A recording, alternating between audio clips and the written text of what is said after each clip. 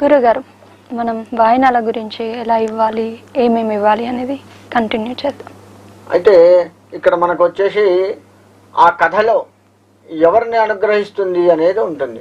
అంటే ఆ యొక్క ఇల్లాలు గయ్యాలి కాకుండా మితముగా భాషిస్తూ, అంటే తక్కువగా మాట్లాడుతూ, ఏది ఎంతవరకు మాట్లాడాలో అంతవరకే మాట్లాడుతూ, ఎవరిని ఎదిరించకుండా అత్త మామల్ని మంచిగా చూసుకుంటూ, భర్తని కూడా దైవంగా భావిస్తూ ఆయనని అనుసరిస్తూ ఉండడము, ఇలా ఎవరైతే ఉంటారో వారిని అనుగ్రహిస్తుంది అనడం అని మనకి ఆ కథలో నిక్షిప్తం చేసి ఉంది.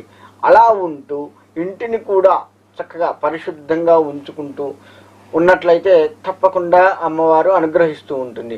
కానీ ప్రస్తుత కాలంలో మనం వీటన్నిటికీ కొద్దిగా భిన్నంగా ఉంటూ లక్ష్మీదేవి మనల్ని అనుగ్రహించట్లేదు, లేదు ఎంత ధనం వచ్చినా కానీ ఖర్చు అయిపోతున్నాయి, మిగలటం లేదు అని బాధపడుతూ ఉన్నాము.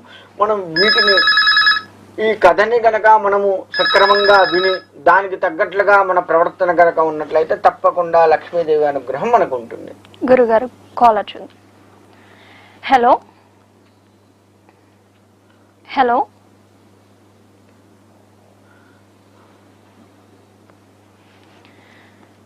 గురుగారు, క్షీరసాగర మదనంలో లక్ష్మీదేవి కాకుండా ఇంకే ఏ దేవతలు ఉంటారు? మనకి క్షీరసాగర మదనం చేసిన తర్వాత లక్ష్మీదేవి పుట్టింది. అటు నుంచి చంద్రుడు, మనకి గోవు, కామధేనువు అంటారు, కామధేనువు. అందుకే మనము ఆవుకు ప్రదక్షిణ నమస్కారాలు చేయడము, ఇటువంటి ఆవుకు సంబంధించి అన్నీ చేస్తాము. అలా గోవు ఆరాధన, గోవు కూడా పుట్టింది అంటే గోవు ఆరాధన చేస్తాము. ఇంకా ఏంటంటే మనము చంద్రుడు కూడా క్షీరసాగర మదనంలో అమ్మవారితో పాటు పుట్టాడు. అందుకే అమ్మవారిని మనం అమ్మ అని పిలుచుకుంటాం కదా. లక్ష్మీ అమ్మవారు, లక్ష్మీ అమ్మ అని అమ్మవారిని తల్లితో సమానంగా చూస్తాము. తల్లి యొక్క సోదరుడు మనకేమవుతాడు? మేనమామ లేదా మామయ్య అని చెప్పుకుంటాము. అలా మామయ్య అవుతాడు. అందుకే మనము చంద్రుడిని చందమామ అని పిలిచే కారణం, ఇక ఏ గ్రహాన్ని కానీ ఏ దేవతని కానీ మామయ్య అని పిలము, ఒక్క చంద్రుడినే పిలుస్తున్నాం. ఎందుకు అంటే అమ్మవారితో పాటు పుట్టినటువంటి వాడు, అంటే మన తల్లి యొక్క సోదరుడు మనకు మామయ్య అవుతాడు. కాబట్టి అమ్మవారు అమ్మగా భావిస్తూ ఉన్నాం కాబట్టి అమ్మ యొక్క సోదరుడు మనకు మామయ్యగా చెప్తూ ఉంటాం. కాబట్టి చంద్రుడు కూడా అమ్మవారితో పాటుగా పుట్టి ఉన్నారు. కాబట్టి చందమామ అని మనము చంద్రుడిని సంబోధిస్తూ పిలుస్తూ ఉంటాము. చిన్నప్పటి నుంచి కూడా చందమామ అని పిల్లలకు చెప్పడము ఇలా చేస్తూ ఉంటాము. ఇలా పుట్టాయి. అందుకే అమ్మవారు అన్నీ ఇస్తుంది, చంద్రుడు మనశ్శాంతిని ఇస్తాడు. అమ్మవారి ఆరాధన మనకు సకల శుభాలను ఇస్తూ ఉంటుంది. చంద్రుడు ఆ శుభాలని సక్రమైన రీతిలో ఉండాలి. మన మనస్సు అలజడిగా ఉందనుకో, అమ్మవారి ఇచ్చే ప్రతిదీ కూడా మనం సద్వినియోగం చేసుకోలేము. అందుకని చంద్రుణ్ణి ఆరాధించినట్లయితే మనకు మనశ్శాంతి వస్తుంది. ఆ మనశ్శాంతి ద్వారా అమ్మవారు ఇచ్చే ప్రతిదీ కూడాను మనం స్వాగతించుకుంటూ వాటిని సద్వినియోగం చేసుకుంటూ మన జీవితాన్ని చరితార్థం చేసుకోగలుగుతూ ఉంటాము. కాబట్టి అమ్మవారి ఆరాధన ఎంత ముఖ్యమో చంద్రుడి ఆరాధన కూడా మనకు అంత ముఖ్యము. మనకి కొన్ని కోట్లు ఉన్నాయి, ఉన్నప్పుడు ఆ కోట్లను సక్రమైన రీతిలో ఖర్చు పెట్టాలి అంటే మనం తిక్కల వాళ్ళం అయ్యాము. మన మతిస్థిమితం సరిగ్గా లేదు. కొన్ని కోట్లు ఉన్నాయి, ఏం చేసుకుంటాము? ఏమీ చేసుకోలేము. మనకు చక్కగా ధాన్యాలు ఉన్నాయి, అన్నీ ఉన్నాయి, అన్నం పెట్టారు, మనం దాన్ని తినాలి అంటే మనం సరిగ్గా తినలేము. కాలర్తో మాట. హలో హలో, నమస్కారం అండి. నమస్తే మేడం. మీ పేరు? నా పేరు సునీత అండి. సునీత గారు, ఎవరి గురించి తెలుసుకోవాలనుకుంటున్నారు? మా అబ్బాయి గురించి అండి. ఓకే అండి, మీ అబ్బాయి డేట్ ఆఫ్ బర్త్ చెప్పండి. 24/6/1996. 1996. ఓకే అండి, ఏ టైంకి పుట్టారు? ఉదయం 10:26. ఉదయం 10:26. మీ అబ్బాయి పేరు? కృష్ణప్రసాద్. కృష్ణప్రసాద్. ఏం తెలుసుకోవాలనుకుంటున్నారండి? హెల్త్ ప్రాబ్లం ఉంది, అదే పెళ్లి ఇప్పుడు కనుక్కున్నామని. ఓకే అండి, గురుగారితో మాట్లాడండి. హలో. గురుగారు నమస్కారం అండి. నమస్కారం అమ్మా, చెప్పండి. అదే అబ్బాయి గురించి తెలుసుకున్నాము. ఓకే అమ్మా, మీ అబ్బాయిది కన్యా రాశి అయింది, సింహలగ్నము. అష్టమి నాడు పుట్టాడు. ఉత్తరా ఫల్గుని నక్షత్రం 4వ పాదం అమ్మా. ఆ,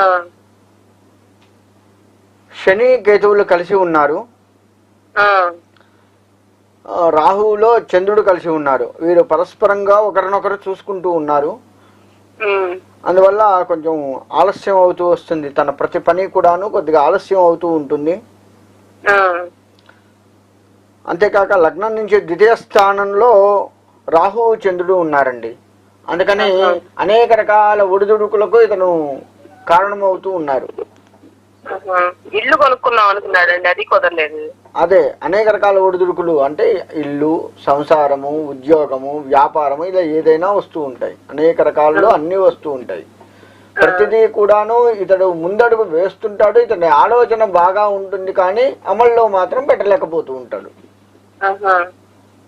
ఇది ఇతని సమస్య అమ్మా. ఆ, అయితే ఇతడికి చంద్రుడికి, రాహుకేతువులకి, శనికి జపాలు అవి చేయించుకుంటూ ఉండాలి.